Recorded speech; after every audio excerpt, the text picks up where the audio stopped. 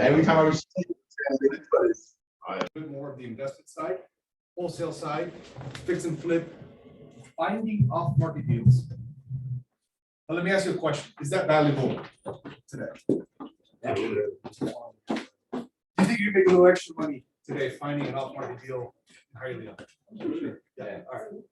Cool. So we're on the same page. So some of the things we're going to talk about today, and I'll keep this very focused. My goal here is to do this for about 35 to 40 minutes, and then I want to open it up to questions. And then we'll take it wherever you guys want to take it.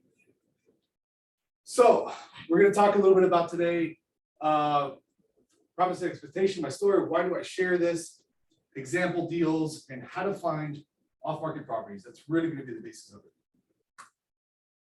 So I promise today to be transparent, to be honest. I'm not going to bullshit you.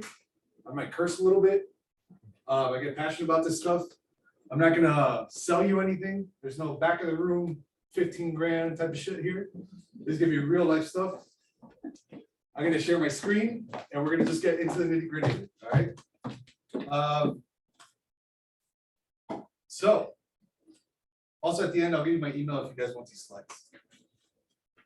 So I just want you to think about, I'll have time at the end so I can answer your specific questions, but I just want you to think about what are some of the questions that you have in mind already when it comes to investments, finding off-market deals, maybe wholesaling, maybe it's fix and flipping, maybe it's buying a rental property with no money down, maybe it's buying your first rental, maybe it's buying your next rental, maybe it's building up a rental portfolio, whatever it is. Think about these questions, and as we go, put them in there. Is it, have you gotten your first listing yet? Are you trying to get from 1 to 10, 10 to 100? These have all different sets of questions that we can go over. All right. So I'll be brief here, a little bit about my story. My name is Raul Bolufe. I used to be I'm still a regular dude, and I grew up down the street in Miami Lakes actually, so this is a good excuse to come visit my mom. And like, Mom, I'll be there today. So I grew up in Miami Lakes, and normal dude. My family had a good car business in Miami, thriving business. And that was my path, was to own that dealership one day. There was one problem. I fucking hated it there. I hated selling cars. Everything about the car business I did not like. But I did learn a few good things in that business. And it was how to talk to people, how to come out of my shell. I was a very shy kid in high school, And I also learned that the wealthy people, or the people that are buying the Mercedes, the BMWs, the nice cars, a lot of them owned real estate, flipped real estate, or sold real estate. How did I know that? If you guys have bought a car before, you sit with the guy, he's like, what do you do for a living? How much do you make? So it clicked. I was 18, 19, 20 years old selling cars. I'm like, I don't know, something's up here.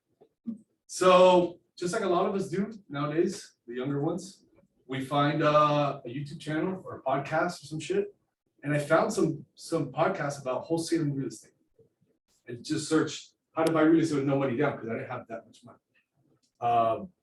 And that is what led me into wholesaling real estate. So for those of you guys, are you guys aware of what wholesaling real estate kind of? It's okay if you're not, I can explain it real quick. So wholesaling real estate is really just a function of finding a seller, finding a property, putting it under contract, making an offer as a cash buyer. Do you need to be licensed to be a cash buyer? No. So you make an offer as a cash buyer, you get it under contract, and you sell that contract or you sell that property for a profit. Pretty clear?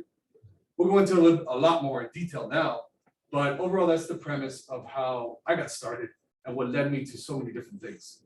And why I believe that with the leads that you guys are getting or the appointments that you guys are going on, if you put on a different hat, sometimes you can double or triple your income. All right, so let's talk about motivated sellers. Do most of you guys focus on listings, or I believe most agents love listings over buyers, especially in this market, right? Yeah. So how many of you guys have listings currently right now? A couple listings. And so is your process typically you leads somehow come into your pipeline, you go on an appointment, get a listing signed? Is that kind of how it works? Okay, cool. So I would challenge you to have two different lenses when you go on these appointments. You guys are already generating seller leads, right? Now, the seller leads, you're going typically with one hat, from what I understand. You go for a listing presentation, right? Hey, this house is worth X, whatever. Now, what if the house needs repairs? What if you're listening to the seller speak and they want something a little bit quicker? They don't really want to list it. They want to do a pocket listing or a for sale by owner listing. Right, I'm sure you guys get that, especially in Miami. It's a bunch of people who know everything. Yeah. Yeah. So, been there, done that, right? And I'll just encourage you, since you guys are already doing this, to think about it that way. If the house is a little bit messed up, if they don't really want to list it, if they're not excited to work with you in a listing, well, what's something else you can do? Why don't you give them a cash offer without commissions, closing costs, closing in 20, 30 days? It's okay if you don't have the money. We're going to talk about how you do it without money. I was 21 years old when I wholesaled my first house, zero money. And that year did 40 deals with zero money. So it could be done with literally zero money, maybe like $200, but zero money, right? So where do I find the sellers? Where do I find motivated sellers nowadays? So the easiest way to do it today, let's say I had to start from zero again. And I'm like, okay, Raul, I want to get an off-market deal today, tomorrow, ASAP. I want to buy my first flip, rental, etc. This is how I would do it. So the first step is you go and buy a list. Now, the beautiful thing about buying lists is you can get as targeted or non-targeted as you want. Meaning, you go on one of these websites, right? Listsource.com, PropStream.com, REIAutomated.com, and you type in the criteria that you want to buy. Let's say you want to buy a property in Kendall, and you want a 3-2, and you want it to be built after 1960. You can literally plug all that info in, and the system will spit you out a spreadsheet with 3,000 houses that fit that criteria. And now all of a sudden you have a list that you can target. Now there's a lot more things on the list that we were going to talk about of how to find motivation. Motivation is the key word, right? There's some sellers that are very motivated to list their property. Why are some sellers motivated nowadays to list their properties? They get more money. Okay. What are some reasons why somebody would want to sell quickly? To get more money. Yeah. Okay. Well, what are some reasons you think somebody wouldn't want to list with you but still wants to sell? Commissions. That's a good one. Closing costs. Maybe they need the money quicker than 30 days. They want a profit. They want all their profit. They know there's no inventory. So No inventory. They want all their profit. Maybe they want to skip the sign in the yard, skip the property on the MLS. Maybe they want to skip all the showings. Maybe the seller has 4 dogs that they have to put away every time people come in. Right? So there's a lot of things. And to this day, sometimes I still can't wrap my head around how we get deals so cheap. But I'm not here to argue this. I'm just here to share facts. And there is a huge market out there of people who do not want to list their house. And there's a ton of transactions happening not on the market today. And you guys can research this, cash sales, whatever. You'll see there is thousands and thousands and thousands. So there's a way that people do it. You buy these lists. The next step is you skip trace them. Are you guys familiar with skip tracing? So what skip tracing is basically a website or one of these websites. You import a spreadsheet with addresses and mailing addresses, and the skip tracing company finds their phone numbers for you. Cell phone numbers, home phone numbers. So you guys have all heard of cold calling. I'm sure maybe some of you do it. Well, how people get their phone numbers a lot of times is through skip tracing. Now this is a cold lead approach. It's a cold call, right? So there's another method called texting, which I'm going to go over, of how to do blast texting in a strategic way. So you find the list. You find that list that you want to get into. Find where you want to buy the properties, etc. Then you can skip trace them using any of these sites. Now you have a spreadsheet with the 2,000 houses in Kendall, and then you have all their phone numbers. I mean, can you guys see where the brain starts turning, right? So, and obviously you can put more filters on the list. Now you have this spreadsheet on your computer in an Excel format. You got a column here that says property addresses, their names, and phone numbers. Now sky's the limit. Now you can just go after what you want. And by the way, all this is off market. All this is off market. So now the next step is you got to talk to them, right? Eventually, someone has to speak something to them. And it doesn't have to be on the phone. It can be through text. It can be through email, whatever. But these are pretty much the best methods to talk to these lists nowadays. Cold calling, you put those lists on the dialer. You guys use the dialer? You heard of dialer before? Yeah, we have it. So whatever dialer you use, all dialers are good. Put that list on the dialer and all of a sudden you have 3,000 contacts you can contact.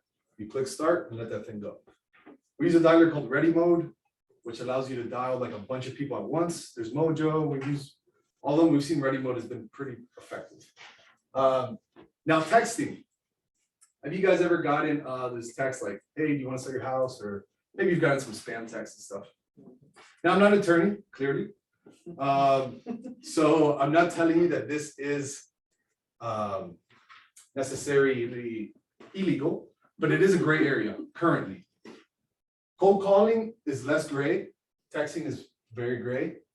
All these voicemails, black. I would delete that. But mail and door knocking is fine. What I mean by gray is that if you just send a message to somebody's phone without their permission, is it possible for them to come after you? Potentially, but there's a lot of ways to go about it. The way I share it to you is it's a business decision. So for example, last year, we did about 800,000 in revenue on texting. And guess how much in lawsuits we spent? $2,000. So I don't know, you tell me, or you make your own decision. Would you invest $2,000 in lawsuits to make 800 in profit? It's a business decision you have to make. Absolutely. But I'm here to tell you there are risks, okay? So, and we can go over more. I have some texting platforms I can share with you guys, all that. But overall, do you guys understand this, where I'm going here? We're getting this huge state of Florida, or whatever, nationwide, wherever you want to buy your next house, wherever you want to farm your leads. We're buying the list, we're getting real specific there. Then we're getting their phone numbers, and then we're reaching out to them and prospecting. And if you're doing it locally, same process. You make the call, you set an appointment, you go. But now when you go, you have two different lenses that you see, okay? The house is a little bit messed up, the seller is a little bit more in a hurry. Instead of making that listing presentation, take a step back and think, really listen to the seller and say, what can I offer this person? And get it under contract. I know I'm going very fast here, but get it under contract, put an inspection period of 15 days, and then we figure it out. Does that make sense? And by the way, I know you're gonna have to say your license and stuff. Sellers don't give a fuck. I'm gonna be honest here. They want what they want. They don't really care, you know, if you're licensed or not. They just want their problem solved. Can we agree with that? I'm not saying having a license is bad by any means. We're saying that that's what. All right. So these are some 3 mistakes I see that are made very commonly when people start in this game. Number 1 is not knowing expectation, the time needed, or numbers behind what it takes to get an off-market deal. So can anyone share with me their numbers of like how many, if you guys know, if you don't, it's fine, but how many calls it takes to get an appointment, how many appointments it takes to get a listing signed? Do you guys have any of those metrics? No? Okay, that's fine. So it's good. So we're gonna start there. To get an off-market deal, it takes a certain amount of effort. Just like to get a listing, to get a buyer, these types of things. So knowing some expectations is very important so you don't go into this thing blind. So for example, cold calling. It takes about 1 hour of power dialing on a dialer to get 1 lead. And in cold calling, it takes about 40 to 50 leads to get a contract. And this is on a dialer, meaning you're dialing at least 3 people at once, using Ready Mode, Mojo Dialer, call tools, etc. How does that work though? So all 3 will pick up and want to talk. The first one that picks up, you'll talk to them, and the other 2 will be put in like a queue. And Okay. when you're done with that call, it'll call them. So it'll call them back or? It'll call them back automatically. Yeah. So instead of like, you know, finger dialing like that, you know, you can make maybe 100 calls in, you know, finger dialing in what, like 3-4 hours. These systems do 100 calls in like 40 minutes. So you can see how powerful that is alone. Yeah. But just know it takes about 40 hours of that to even get remotely close to getting that first deal, that first contract. How much is lost to people who sense that it's one of those odd calls coming in, scam shit, and they're just like, oh, what the fuck? You know, don't even wanna talk. Yeah, it's just like Or everything. Don't pick up or whatever. It's just like everything, man. Like, I don't really pay attention to that so much. I just pay attention to what the wins are. Right. So the win is every hour you get one lead. Forget about what else has, oh, fuck you, it's closed, whatever. Okay, gone, fine. I'm just looking for my one lead. Make sense? So it's a good question, though. It's a really good question. Not keeping leads in a spreadsheet or CRM. So I know that even when I started, and still to this day, I'm not like the most organized person in the world. I still have my paper, my notes on my phone. But if you guys want to take this seriously, and you guys want to get to the point that you actually have financial freedom, which financial freedom can come through different ways. It doesn't only come through rental properties or things like that. Financial freedom can come through your business.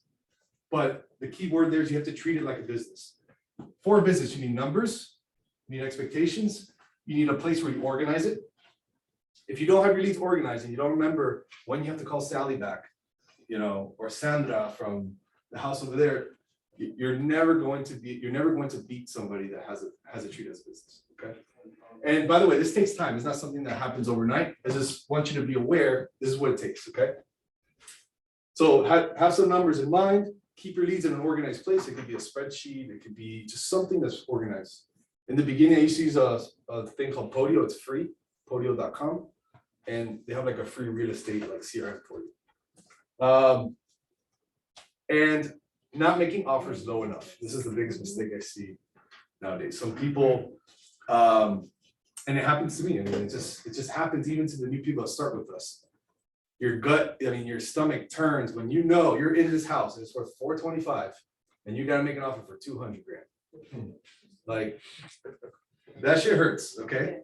And it's gonna take you a little bit. But you won't believe how many people actually end up accepting it. It's the craziest thing, right? You hear that quote, you miss 100% of shots you don't take. Well, if you make them an offer for 400, they might say yes. If you didn't make an offer for 200, do you even have a 1% chance that they say yes? So this is just some of the things that I see as some of the mistakes. But then those offers, even in this market, So I got a question for you, man. I've had, Yeah, they still go through. I've gotten listings where wholesalers have, send me offers. I Yeah, laugh. yeah. They're hilarious. I know you do. I laugh all the time. I know, Like I laugh. But they offer, I mean, I had a guy offer 100 and something thousand on a house that we ended up selling at 345. Okay. Now, one thing I did notice is that every time I say no, They come up a little bit They more. do Yeah, come they up go up a little bit more, yeah. then a little bit more. Yeah. And then one wholesaler actually sent me an offer at 345. Wow. From the 100 to the. From the 100 to the 345. So my rookie mistake, my business partner is aware of this. I was like, you know what, this is great. I never dealt with a wholesaler, so I didn't know how it was gonna work out. Point being is, I told my seller, hey, accept the offer, it's a good offer. The wholesaler won't be having my back and did an open house.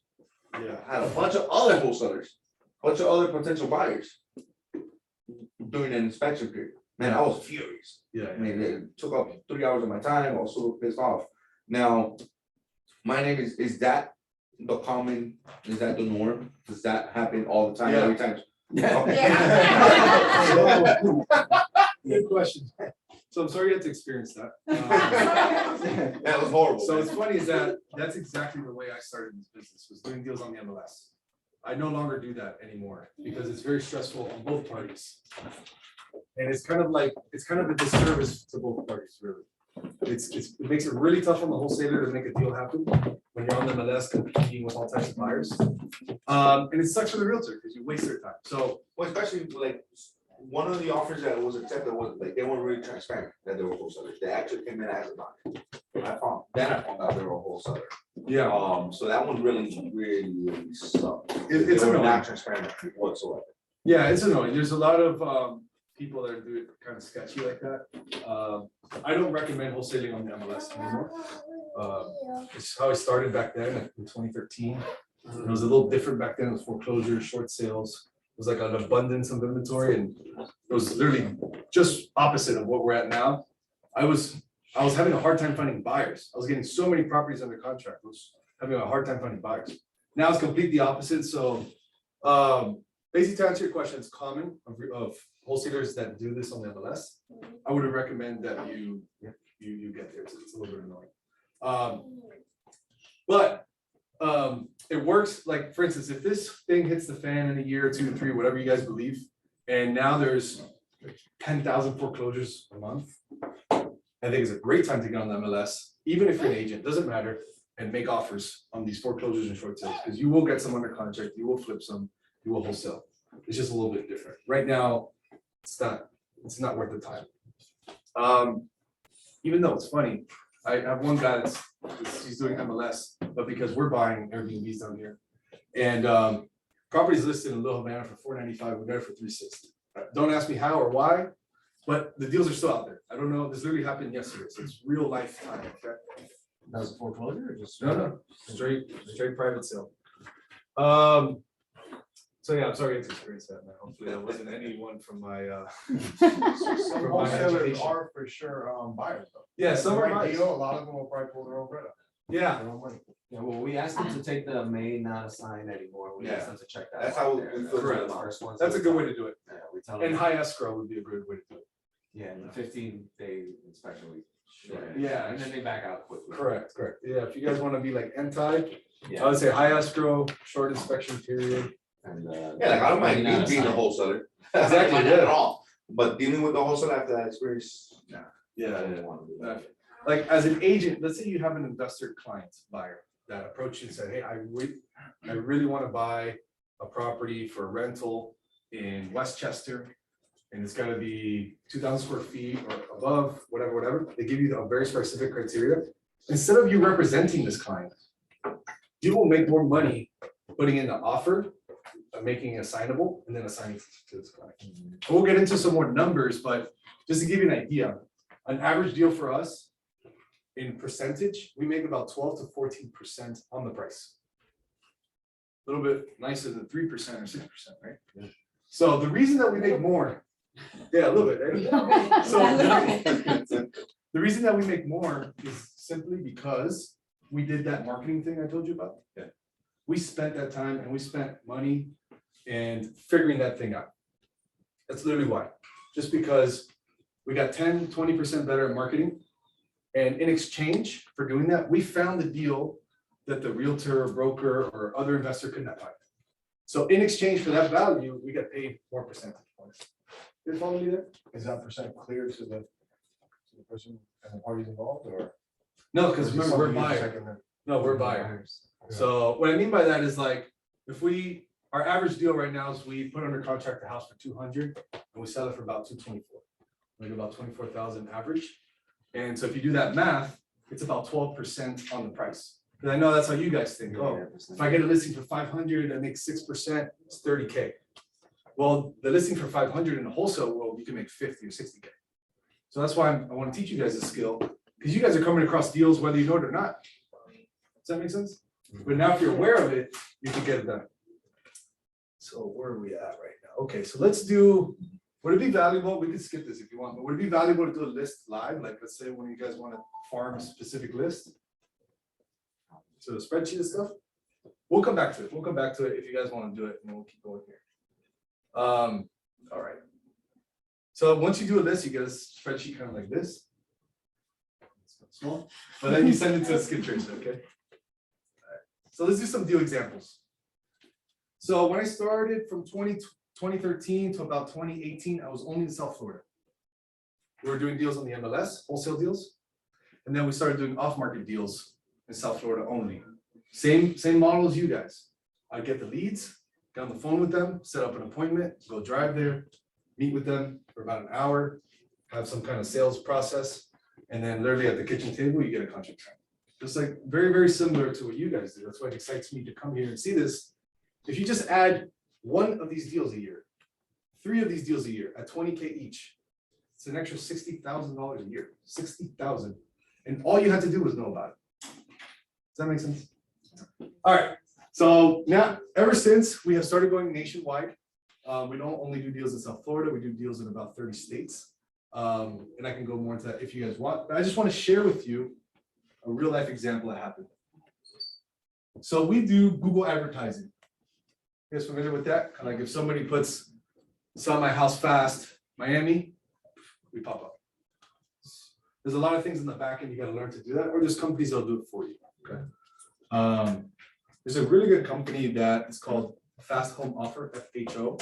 And you can actually, they do all the Google for you, and you can just buy the leads off of them. And we've made a lot of money using them, so might be something good to look into.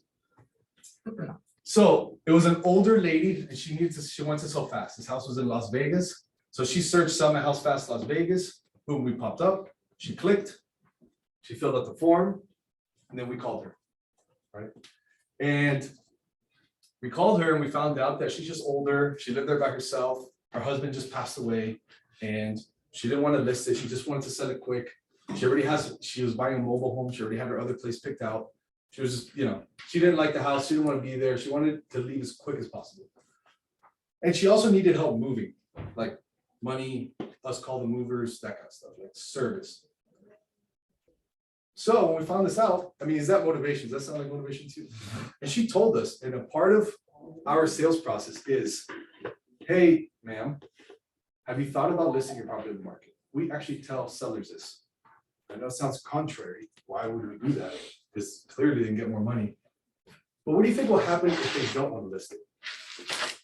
Then they're even more motivated. Then they're even more motivated. Then they're selling themselves to us. So if I ask this lady, hey, why don't you want to list it? Oh, I don't want to do the showings. I don't want my neighbors to know I'm selling. I need the cash quick. I don't want somebody to come in here and take a bunch of pictures, et cetera, et cetera.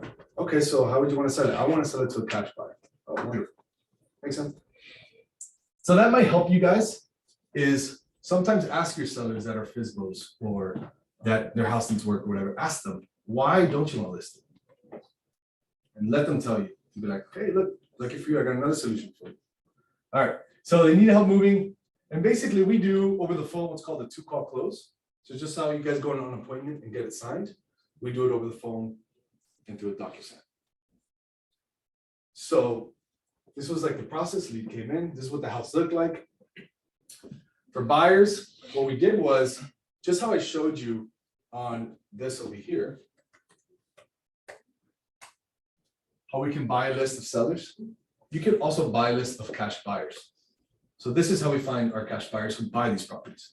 Because remember, we have 10, 15 days inspection before our escrow deposit goes hard. So we got to figure something out.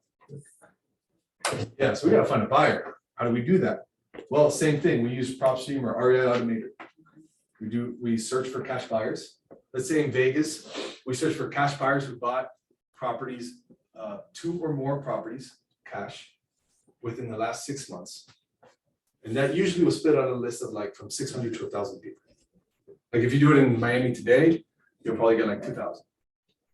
I don't know, you guys tell me, with 2,000 people, you can find one that buy your house. Yeah, especially in this market, probably a couple text messages. So, but let's say for some reason, one of your leads gives you a deal in Pensacola. I don't know anybody up there. Well, you can get to know somebody, pretty easy. This takes you 2 hours max. So we did that. We skip trace. We text. What we do is that we text blast them. So we get the list of cash buyers. And we text them. And then basically we got an offer silent scene. These are the deal. This is deal breakdown. So we got it for 185,000 under contract over the phone through DocuSign. Never went to go see it. No, we didn't take pictures. No, we didn't inspect it. Just a conversation.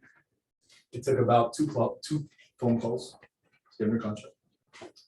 We sold it for 267, worth 340K. We made 81,000. Never seen before, never been there. Closed start to finish 26 days. Now, this is not common to make 80K profit on a deal. I just show you this as like an extreme example.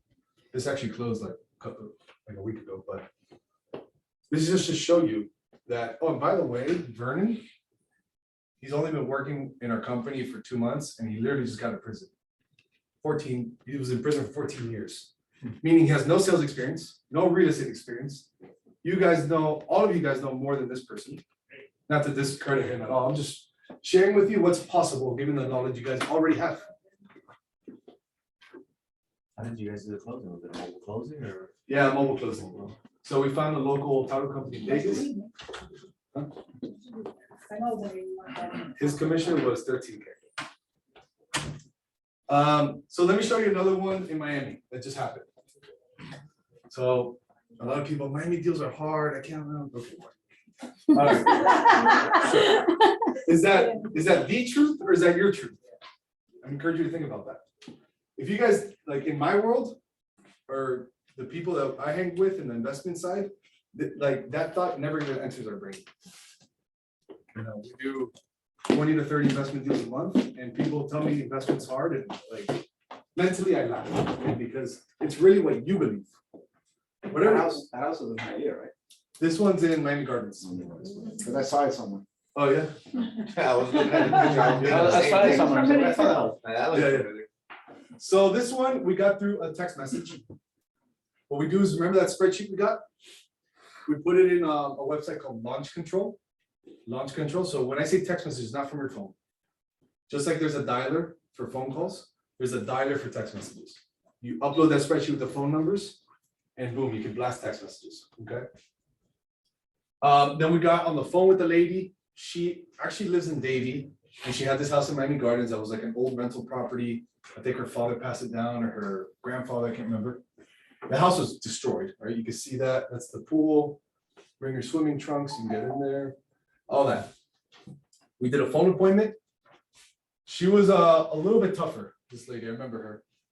It took 2 follow-up calls, and this was a deal that there was lots of competition. She told us, I have 3 other investors, XYZ, right? You guys have all heard the song and dance. So basically, how we got this deal was we weren't special. We just paid $1,000 more than the other guy. Typical Miami move. All right. So the other offer was like 252 or 251, and we just went up to 253 in Miami Gardens. It was a 3-2 of the pool.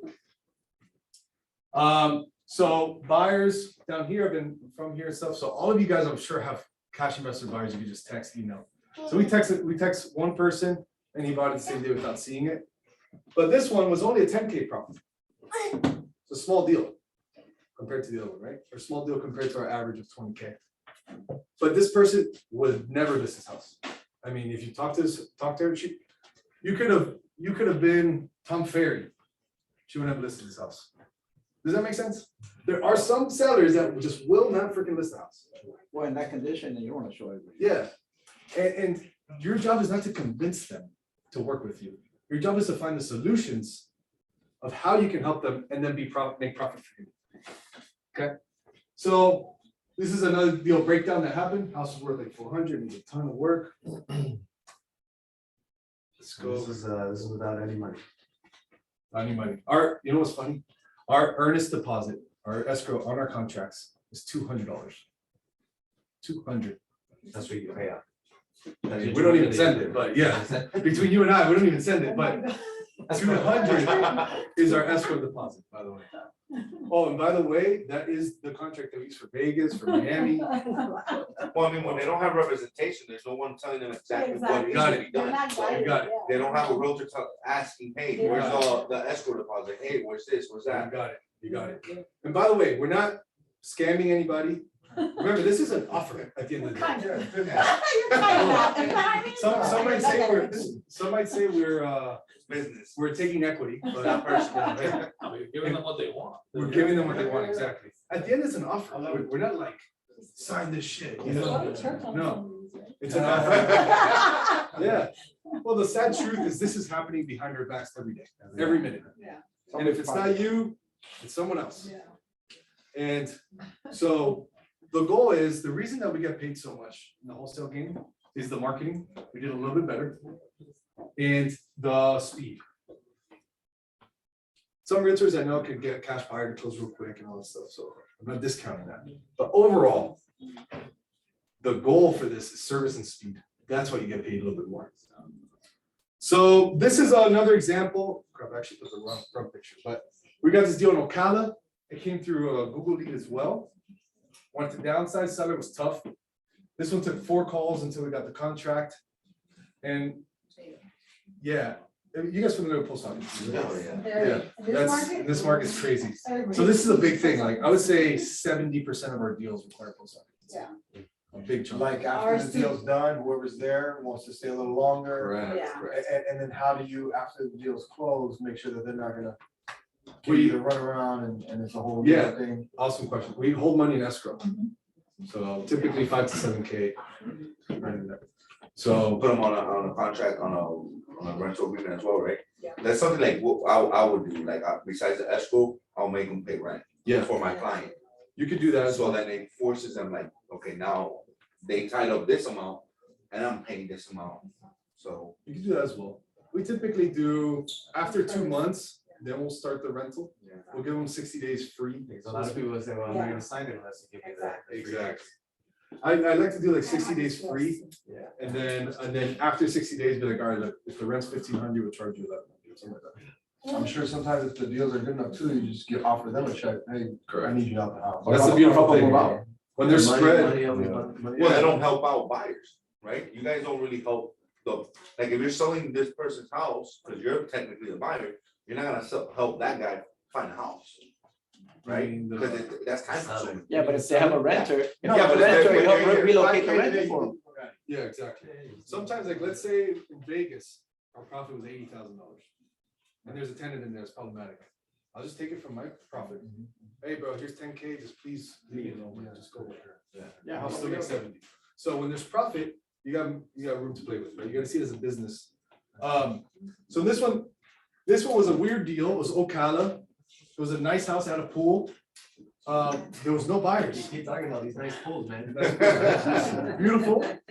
There was no buyers on this one. This one was like weird. Only one buyer, we were gonna make like 5K. I'm like, fuck, something's odd about this. So I was confused. I was confused. I'm like, you know what? I'll do it. I'll buy it. Right? We get in this business to flip houses, to buy rentals, financial freedom, all that stuff, right? You guys on the same page? Yeah. So, just making sure, okay? So I'm like, okay, let me just buy it. So we got under contract for 160. I sold it to myself for 180, 179. So my other business made 19K profit. And then I put 40K into it, and then it appraised for 356 4 months later. And it still scratched my head, why didn't anybody buy it? But sometimes you have to see, remember I was talking about these lens? Sometimes you have to see what others don't see, okay? The numbers were there, the house was good, it was a concrete house, etc.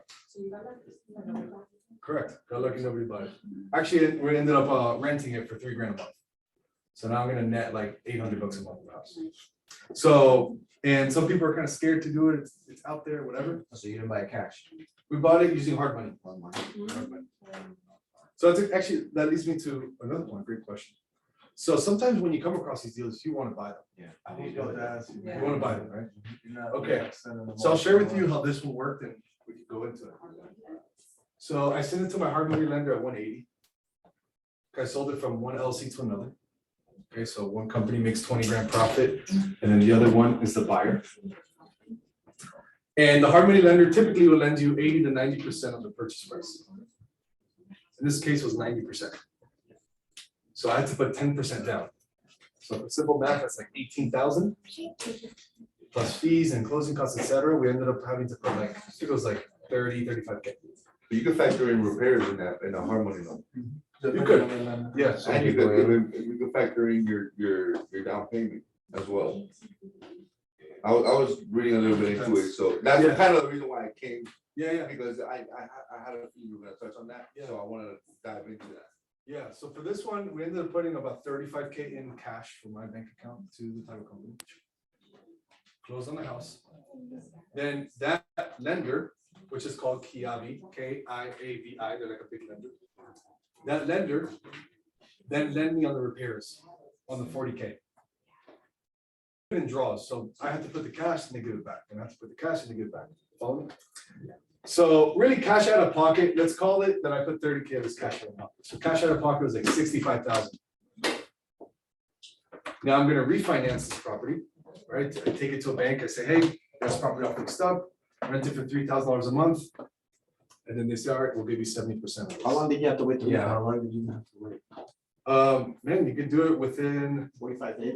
within 2 months is typically like the soonest. 60 days. To 60 get out of days. the hard money loan and the interest there, right? Because that's usually. Yeah. like 10%. And you get 80% on the value, right?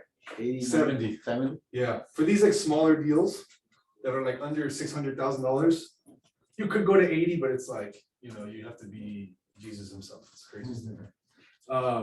So that's how that worked. Does that make sense? And but it all started from the deal.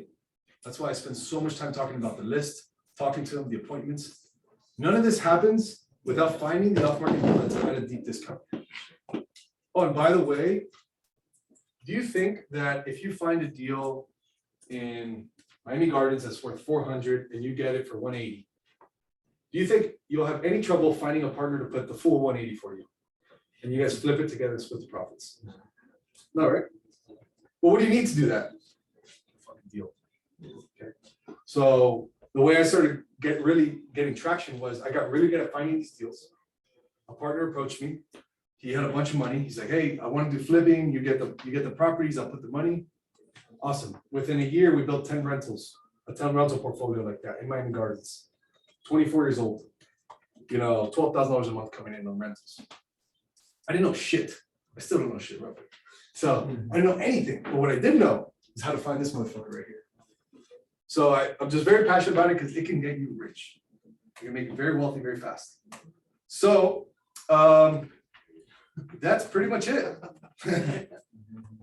Questions? So the first question I have, did you ever buy the high-end car or you skip the high-end? I bought the Porsche. I paid it off. I paid it off.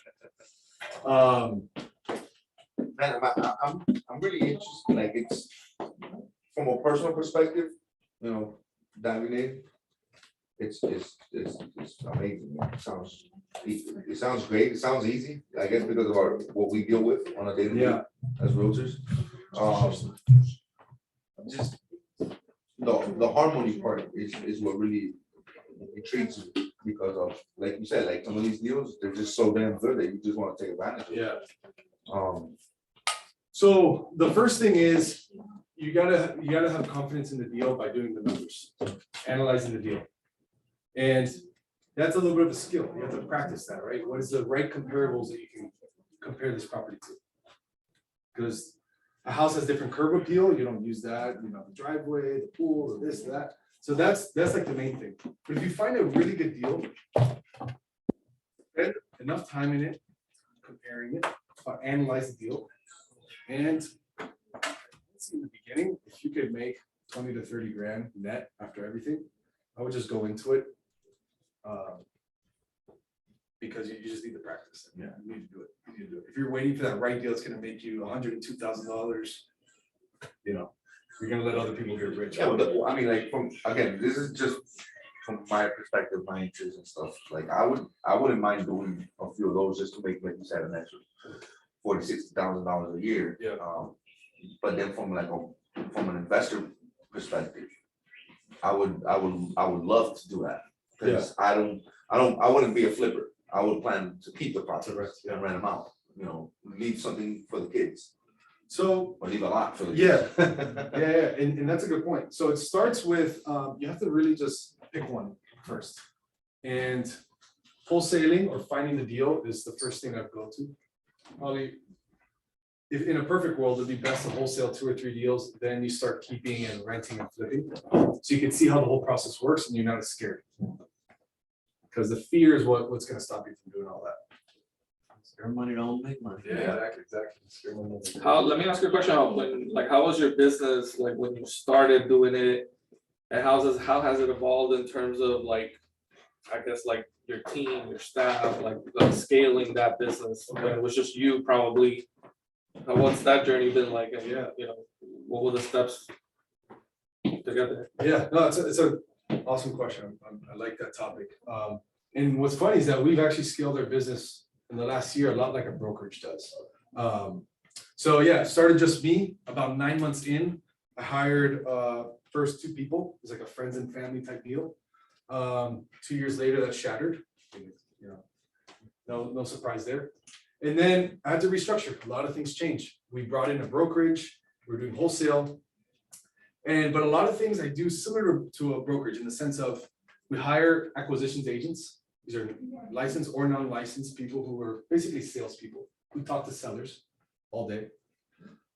So going from nothing, the first step I hired was an assistant, someone to help me with the emails, the spreadsheets, the day-to-day stuff. Then next I got acquisitions people, which is salespeople. In your world would be more realtors, listing agents, buyers agents. Then after that, we go to the buyers agents in our world, which is dispositions people. And then you just start getting some management and stuff. And basically how our company looks like today is me as the CEO, I guess. Then I have a COO, Louis, who runs the day-to-day operations, kind of like how you guys would consider maybe like the rainmaker or, that's him. So he runs everything. Then I have a sales manager that runs a sales team. We got about a sales team of like 13, 14 people. A dispositions team of about 4 people, and then operations and some finance people. What's the name of the company? Capital Rise Investments.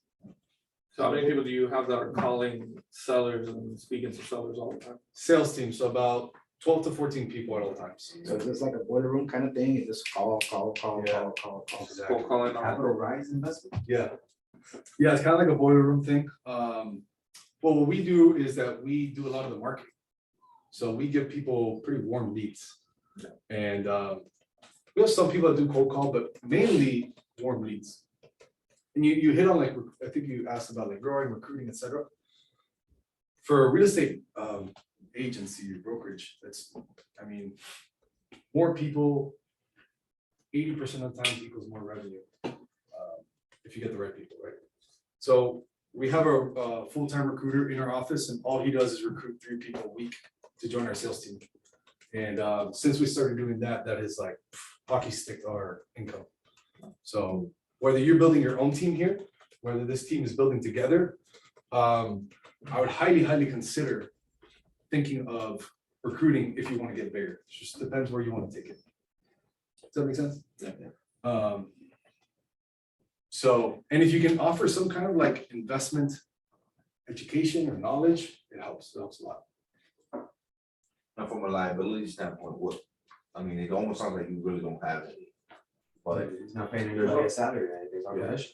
Or commission, or ops Well, and besides the. yeah. the ops. yeah, salespeople are basically commission And then only. if you can't find a buyer for the deal, just walk away from the deal, you got 15 days, right? Correct. Unless you're by yourself. What's the percentage of that happen? Currently about 50%. 50%. That's still not bad. Yeah, currently about 50%, which we're trying to get up. We're trying to reduce to 30, but since we started doing nationwide about a year ago, it has like messed with our numbers. In Miami, we're like 80% of our deals would close. Now nationwide, it's a little different, but And your whole world revolves around single family, regular residential, single family to multiplex. family to commercial.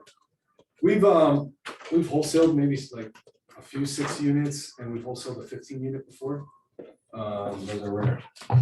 It's rare because we don't really focus on it, to be honest. you guys focus on cash buyers, so you need very cheap properties. Yeah, well, I mean, commercial, you could sell. This is a little more challenging because it typically has to be a cash deal. So a lot of the multifamilies that are trading like 30 units and up are finance deals. I don't know the exact percentage, but it just makes it a little bit more challenging, but I have a friend that he wholesaled 22 commercial deals last year. All of them were 18 units and up, and he made a lot with them. Yeah, Every deal is a cash deal, right? yeah, Like every single deal is a cash deal. every deal. Is there a reason why you guys wouldn't do something like with lenders, that like buyers that have lenders? Like for us in the real estate world, like obviously when you have somebody in a loan, anything can happen. Yeah, Absolutely anything. That buyer could decide to buy a brand new car and that's it. It's done. yeah, It's dead. However, but there are those cases where, like for example, like we closed the deal, a finance deal in 25 days. Kind of like a cash deal. interesting. So I wonder if you guys just stay away from it because of this whole speed thing that you were The talking speed, about. there's so much shit that can happen with a finance deal. Typically, if it's gonna be like a finance deal, we'll buy it and then sell it after.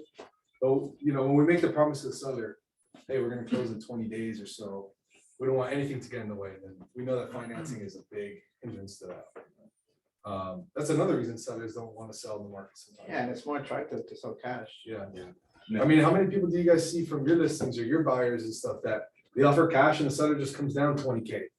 So it's like, oh, I value, like the sellers that know, they're like, oh, I value the fact that this is cash, there's no appraisals, inspections, oh, fix this, fix that. And then they come back the day before, oh, we need another appraisal, by the way. It's gonna take 5 days, okay. Oh, wait, you forgot the survey, you know? Right, you guys did it? I mean, quick question. Yeah. This question might have a lot of different answers. What are buyers? So you get the deal under contract, you did the part. What are buyers typically? What are the investors that want to fix and flip? What type of spreads right now are they kind of looking for? Or, you know, or are they mostly just looking to hold them? I don't know, but I'm curious. Yeah, no, that's a really, really good question. Yeah, there's slightly different answers, but I'll give you a pretty general one. So in South Florida, or in a hot market, let's call it South Florida, Vegas, you know, New York, LA, Austin, Texas, Dallas, Texas, Houston, things like that. Buyers typically want to net at least 30K after repairs, is what I see. Right. But some buyers speak 3 different languages. One is you got the buyers like, yo quiero ganar $30,000 ya. That's the guy who thinks in cash.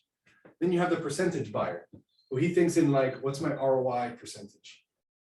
So the ROI percentage guy, they typically in South Florida and hot markets, they want to make 12% or more.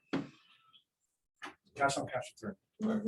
So if somebody invests $100,000, they want whatever that math is, 112 or something like that, 12% or more. And then there's also the equity buyer. He's like, no, I'm not buying any deal that's not at least 70% off or 70% of value.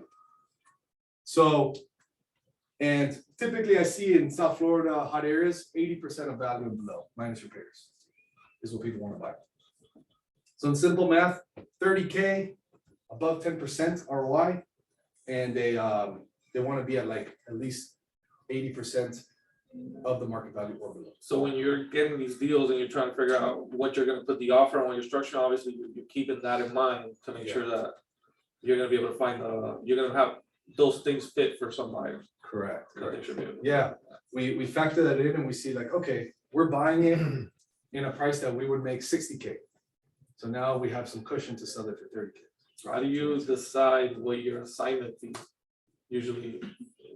So that's another awesome question. So we typically set a price point based on those numbers that we just spoke about, the 30K, 60K, etc. We'll set a price point and then we just send it out and let the buyers give us feedback. Right. We don't really try to like calculate every single thing because at the end of the day, the buyers is the market for us, so they decide. Yeah. You know, so we send it out at a price. Some people might be like full price. And then at that point, we kind of create a little bidding war, just like highest and best. We do the same thing in our business. If we see 2 or 3 people hit our asking price, we'll do a highest and best by Friday, 5 p.m. and let them bid themselves up. If we see we're getting no action, it's because we priced it too high. Or if we see we're getting low offers, now we know like what we gotta do. So it's a whole little process there. But that's an awesome question. Guys, I'm gonna pick up lunch, but guys, take advantage. Ask them as many When you questions assign as those you. contracts, I'll be right back. it's not the original contract, it's the original contract you did with the seller, because the one that you did with the seller has the price that you're willing to pay. So I'm assuming you're doing a completely different contract for the buyer. Yeah, it's a different contract with the buyer. That's right. We do. With what's that called- contract attached, right? Yeah, like how do you Yeah. tie, Yeah, that's what I'm getting at, I wanna know how you Yeah, tie Yeah, them with up the first together. and I'm glad you asked that because The first seller doesn't know. No, that. absolutely, Yeah. I know, there's parties that don't know exactly. Because he's taking over that contract, so he Yeah. doesn't know what he. Yeah, I just wanna know how they tie it in together, and then they actually make their money, I mean a lot of get mistakes. paid out of it, you know, cause like, for example, like with us realtors, I mean, it's in black and white, Like, I'm like, yeah. this is the listing price, this is the offer I got accepted, this is my commission. With them, it's not like that. The only thing that's not black and white in the way we do it is the buyer doesn't see our price, but he sees everything else. So the way we do that is that contract we send with the seller. And this is legal, by the way, you know, we went to attorneys to see if we could do this legally. You can actually black out that price. Send that contract to the buyer. plus an assignment of contract, which is I think a 2-page thing, which I can give to you, I can give to you guys. It's a 2-page paper, assignment of contract. So you send these 2 documents, and that is what we send to them. So it's the contract, the original one we signed, black out the price, forward it to the buyer. He sees every other term except for the price, because his price is on the assignment of contract. Yeah. That's all he should care about. Yeah. Is it a standard as is contract, or is it like a one you guys did yourself and have a lawyer? Well, from the Yeah. wholesale, I think it's the standard. I did notice one of the offers I received on the contract, they took out a whole section of it Yeah. and verbiage, and they did their own verbiage to it. Yeah. I was like, Interesting. what? I was like, what? Like, I was confused, like they literally popped out a whole Yeah. section, like they whited it out and then they input their own verbiage into it. The one we mainly use is a 3-page contract we did with an attorney. Okay. And I can share that with you. The guys. purchase one or the assignment one? The purchase. Purchase one. And we did with an attorney, so we could do it nationwide. It's a very simple 3-page contract. It has everything you need. We just saw when we were trying to use like the Florida bar and Georgia bar, whatever. It was just like, especially we're doing this over the phone via DocuSign. Hey, Sally, you see page 18, section 360, whatever, like it was disaster. So we created a little 3-pager, it has everything legally you need. And it's super simple. You can go over it with the seller in 15-20 minutes. They understand it, which makes them feel more comfortable. Actually, when you use the Florida bar, sellers are like, whoa, no, attorney, like, people didn't know. It's just like, no. So we're like, all right, if they understand it, those are not, if they understand it, then they understand it. Like, what else are they gonna go and tell their cousin? So that's what we did. And then I can share that with you guys. And you said that's for the buyers, right? For sellers. Oh, for the sellers. Yeah. Then for the buyers, you just use the as is for each one of those states, No, or 2 pages. or you No, have another one? For the buyers, it's just an assignment of contract, And that's it. 2-pager. Yeah, little thing, also very simple as well. When you're trying to do a lot of these transactions, it's very key to have everything like super simple. Keep it simple. Yeah. Yeah, I wish our contracts was that simple. Yeah. In your case, a little different because there's financing and stuff, so like you kind of have to do the Florida bar to be legal, but for cash deals, you could do almost anything. I just wish they simplified it, Oh, like, gotcha. even if it had all of that verbiage in it, but if they simplified it, it'll make our jobs even easier to get a listing, 'cause like, we got a listing and the guy literally took 3 days to sign just because he was like, man, I don't understand half the shit that's here. So we literally had to sit down with the guy Yeah. for 50-something minutes in our car and talk to this guy and go each section of what he didn't understand, and then he's like, oh, okay, then he signed it like nothing. Yeah. Yeah, that happened. And by the way, like, you guys as a team collectively probably already have a bunch of leads. The first year that we implemented our real estate brokerage when we were doing deals in South Florida, we started off market. And then I hired 2 licensed agents, and all they did was handle the leads that we couldn't close for cash deals. Or we made these lowball offers, they said no, but they still wanted to sell, so go to these 2 agents. The first year we did that, we got 18 listings on South Florida. I still don't know how to do a listing presentation. I give like tons of credit to you guys, because that, for me, is like the hardest thing in the world, honestly. how to do this, but not. I give tons of credit, We 'cause make this shit up as we go. It sounds. We start talking and they go like this, we start changing what we're saying, so they go like this. They ask you a question, like we just, by the end of the conversation, they forgot. Yeah, they forgot what they asked us. If we don't know the answer, they forgot what they asked us by the end of the the reason I conversation. bring that up is collectively with all the stuff you have, like, I'm sure there's tons of potential on the backside. Let's say you guys are doing 50 listings a year, 100 listings a year.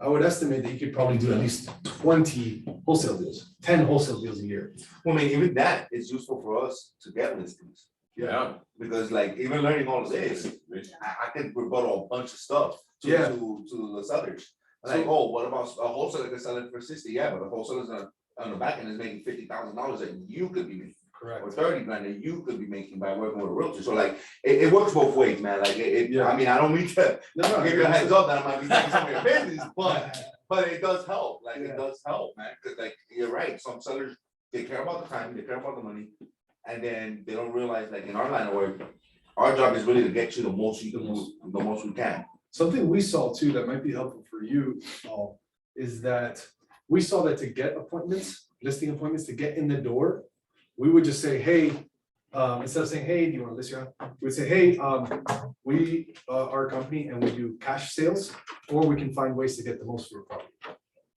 And then, can I go see your house at 3 p.m. today? So when you mention that you can do cash sales, boom, you're not an agent anymore.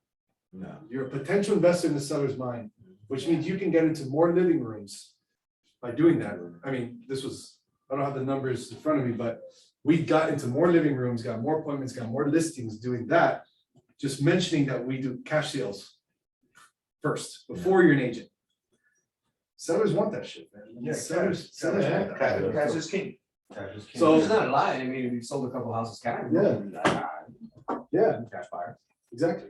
No, man, you know, Yeah. I'm sure you guys know cash buyers, you guys know me. I mean, I have a friend, he buys with me and we can make this work. Comes in his Porsche and he buys the house. Yeah, I have a question. Yeah. So where do you gain in this, right? So you're giving us the game that you've been, mastering your craft at and doing what you've been doing. Yeah. Let's say I picked it all up today, right now, and followed your exact lead, exactly what you're giving me game on right now. Where is it you win with me? Or like, how are you winning, giving me this game that you've been doing? Yeah, right? free game. Where do you eat with me? Like, how do we, what happens? I saw Like, what are you selling me exactly Profit, that but I you do? made 13,000. Like, how do you benefit That's what I from doing this, How do from we giving win us all together? this knowledge Not for free? just handing out Yeah, the money I mean, besides the fact that you're probably just being nice to our brokers and. Yeah, Yeah, no, hey, I But- appreciate this. You know, I'm sure you probably charge other people, like you said, yeah. yeah, I know. know, and he's saying, what's in it for you? Yeah, I know that, but he's still giving us, like, any of us right now could be smart enough to pick up everything that he just said, and he's willing to give us the slides, so which is a bunch of slides that he didn't. I just wanna say thank you. Yeah. No,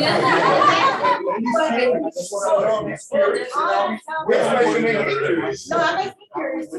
Yeah, so it's funny, I get that a lot. I also do in our office, I do a meetup once a month, absolutely free. And people show up randomly, just learn similar things. Couple of reasons. So I started, I was once like, I'm not, in the investment side, I was once like sitting there not knowing anything.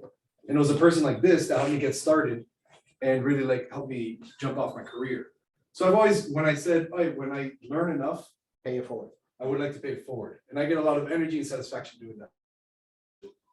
Now, on the working together side, the goal is that one day you find a deal and you're like, fuck, I remember Raul, he does deals out here. Let me text him about the deal. And then we profit together.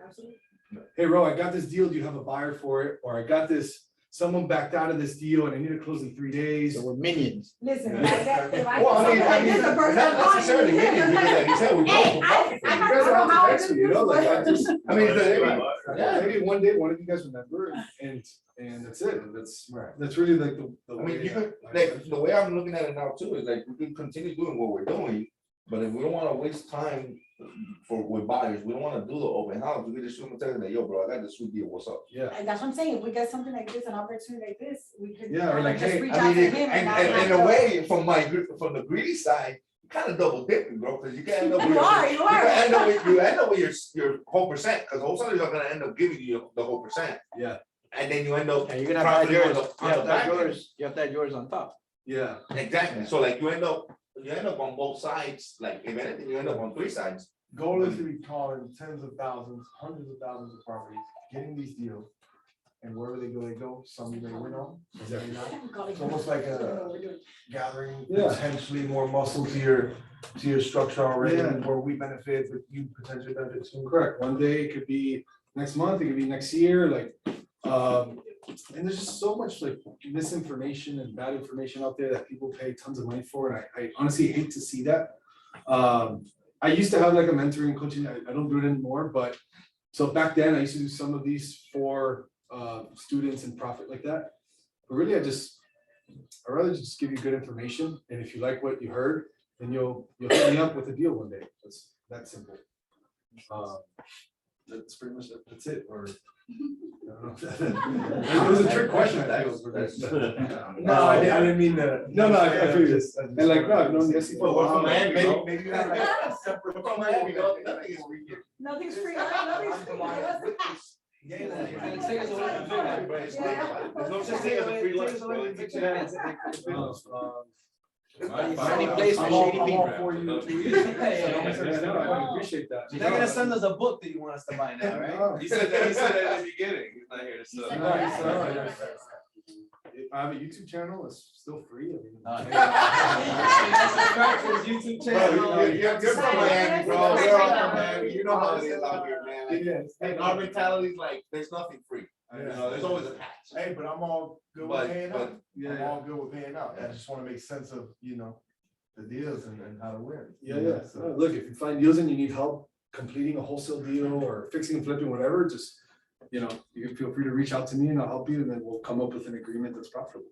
That's pretty much what I like doing anyways. right, you're on that end too, the construction part and the team behind you to say properties you're keeping or. Yeah, we're not like huge Right. flippers, but I like to always have maybe like 10 projects at a time. So we have like 10 fix and flips going on. Even on the rental side, fuck, let's keep this. Couple one, rentals, clean things it like up, that, yeah. get it, get it listed.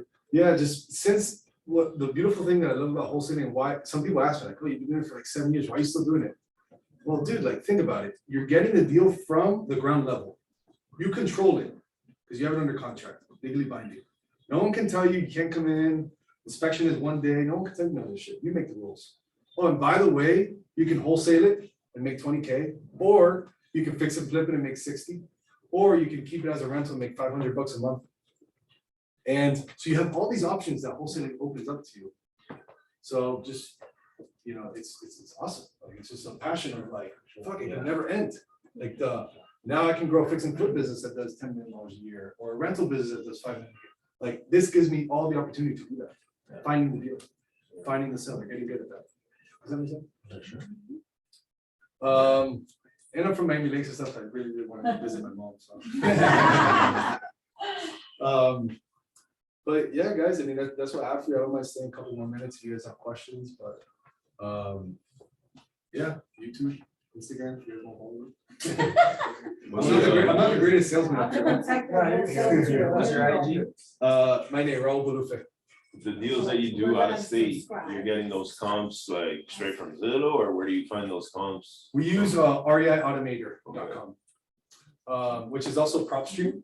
REI Automator is like a nationwide MLS. It's $100 a month. I'm not affiliated with that. REI Automated. Yeah, REI Automator. It has all the MLS on there. Yeah, so like how it works is that you type in the address and it just has all the data like already there. Like a You radius. pay monthly for it. Yep, and that's also where we get our lists. Remember I was saying we have a like list that, let's say you want to buy an off-market deal in Kendall, we get that list. I'd recommend that to find motivation on that list, you put in there that the people have high equity, 30% and up, that they lived in their house for 7 years or more. So you don't get someone who just bought their house yesterday. There's also lists on there that are divorce lists, tax lien lists, probate lists. This can help you with your listings, probably. A lot of agents I know pull the same wholesale list and they're like, yeah, I get the whole wholesale thing, but I'm just gonna go get it. Okay, cool, do it. It's up to you.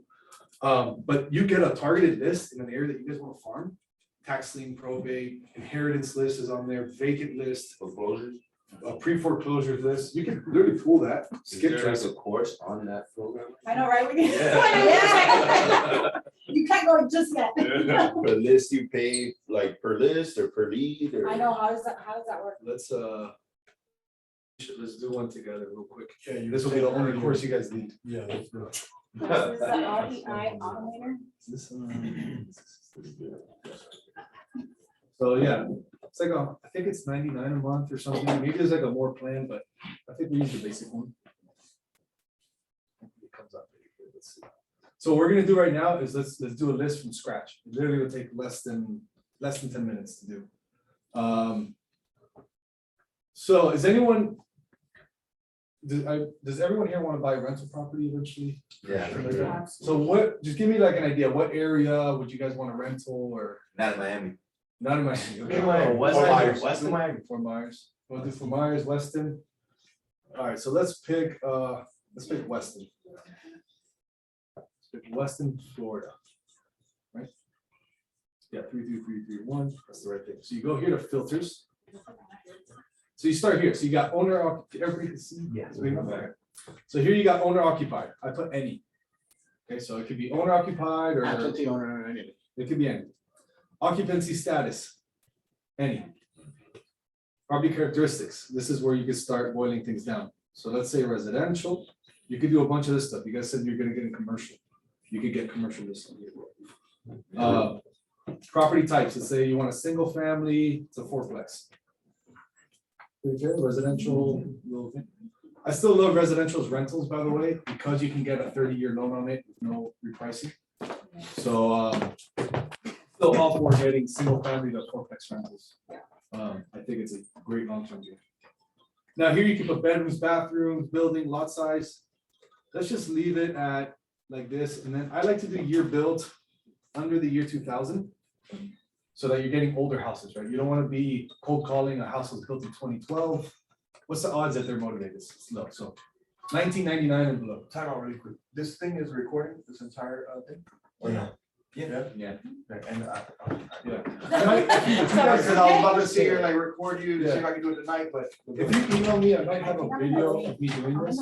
I'm sorry. You're good. I hear him talking and I was just doing the same. No, also, if you guys email me, I have a video of me doing this. I'll have to find it. But I'm gonna- Yeah. info@raulbolufe.com.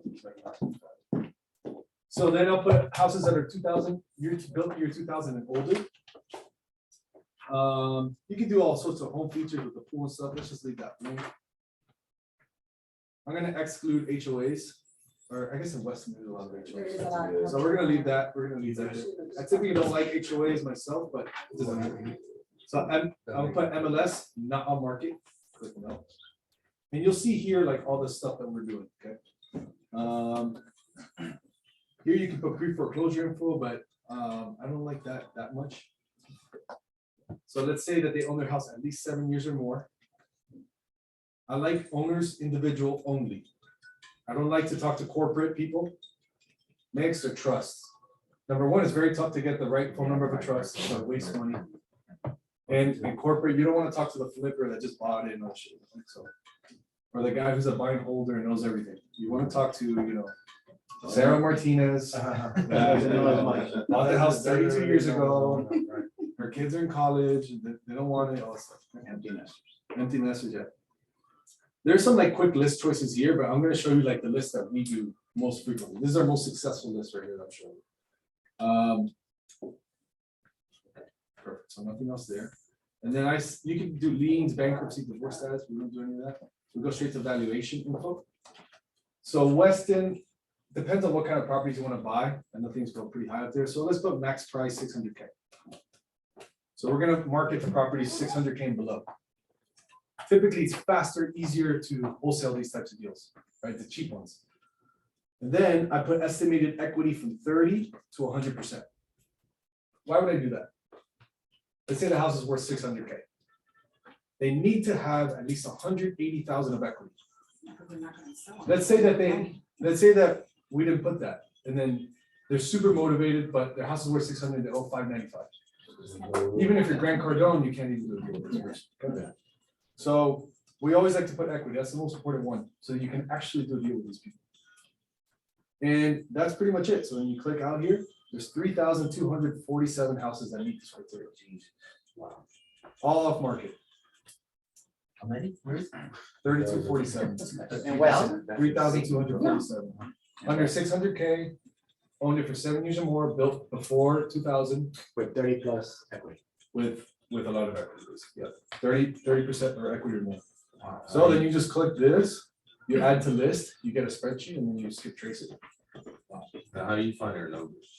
The Skip tracing. How many of the numbers come back on 3,200?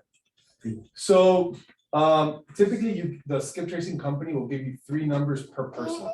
So you'll actually get like 9,000 numbers. So what about the do not call list? So look, this company, I wouldn't do it with this company, but like this people, there's some better ones. So this is 12 cents per person. That's pretty common though. And you said that when you add it to list, it makes a list just of the addresses. Correct. And then you skip tracing. 2,000, almost 400,000. 400 bucks, right? Yeah, 389. Yeah. And then I think, so 389 bucks, now all of a sudden you have that spreadsheet with all the phone numbers. You put it into a dialer. You get one person out of that list. Yeah, you make your money back, yeah. Use ready mode. And so that REI automated. It gives you 30,000, I mean, you have their Pay call. for the software. For that. So REI Automator, let's see. Now, question, out of those three numbers, is it possible that all three don't work? Yeah. It's possible, very yeah. So look, when you buy REI Automator, you get 10,000 records a month for $100. Yeah, it's $97. You $97. get a free 7-day trial. You have free 7 days, 10K. 10,000 a month. So that list is only 3,000, so you can get 3 more lists than this. You can do Weston, you can do Pine, and you can do maybe Miramar, whatever. That's. But every month it resets itself, right? And every month it resets. And if you want to do more, you can increase, and I'm sure they charge you whatever. Put your card information away, but. Oh, yeah. So you said that you don't use them, you don't typically use them for this. For skip tracing, no, we use a company called Direct Skip. But then how do you intertwine the two like that? Yeah. That's where. That's like, where the you Excel come sheet in- comes in. The Excel, you Yeah. can. Yeah, Excel, you Oh, just. you import it? yeah, Oh. Yeah, so it You looks, see, I even put people on. I know, in the beginning, it's a little, No, you don't tell nada. So it looks like this. Like, put me in a, okay. What's the skip that you use, direct one? Direct Skip, app.directskip.com. So you get a spreadsheet that looks like this, and then there's a little import button, and then it'll skip trace it for you in like a little bit. Another, just so you guys can see, like, let's say you're like, fuck, my budget's only $100. What do I do? Okay, so it's gonna cost us 400 for this 3,000 people. What I would do is I'd filter the list even more. Or let's say the list comes back at 30,000 people, because let's say you do Miami-Dade or something. So the whole goal is that you filter it even more. So now you have all these things. So let's say it's like, all right, I only want to talk to people who are senior owners. We put that in there, and now there's 1,300 people. Senior owners, 7 years more, equity, et cetera, et cetera. So it's even more targeted. And then you can play with the equity too. Yeah, you actually with all the You criteria. can play with the criteria. Yep. And then you can see here the addresses and everything. And you guys don't mess with none of the bank stuff or Florida, none of that. It's complicated. So just It's a longer process too. normal people that might wanna sell.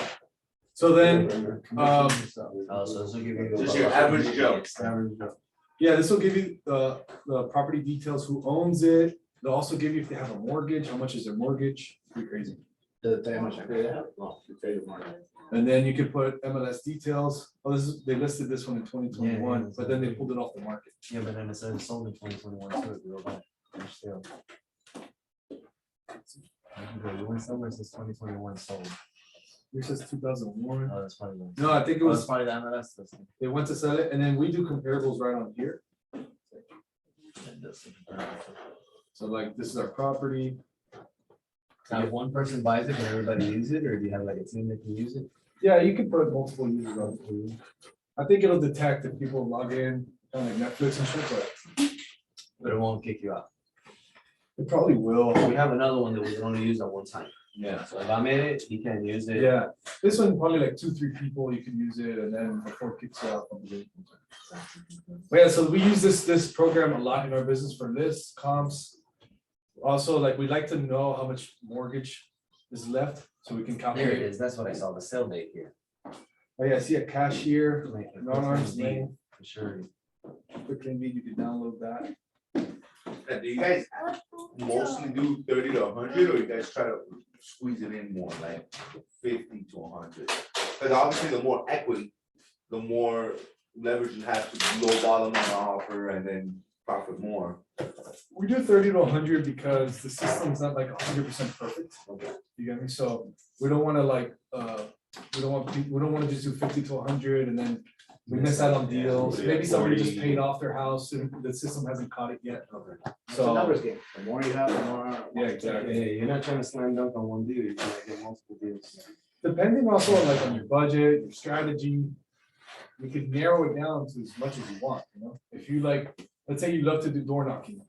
Well, I would get really, really narrow and do 100, a list of 100 in the neighborhood. You go door knock on those 100 people. And that's it. And now you have, you know, you just increase your chances by a huge percentage that you're gonna get a listing or a deal, because you filtered it, like you did the work. This is what. Don't we have that on the MLS? Real life?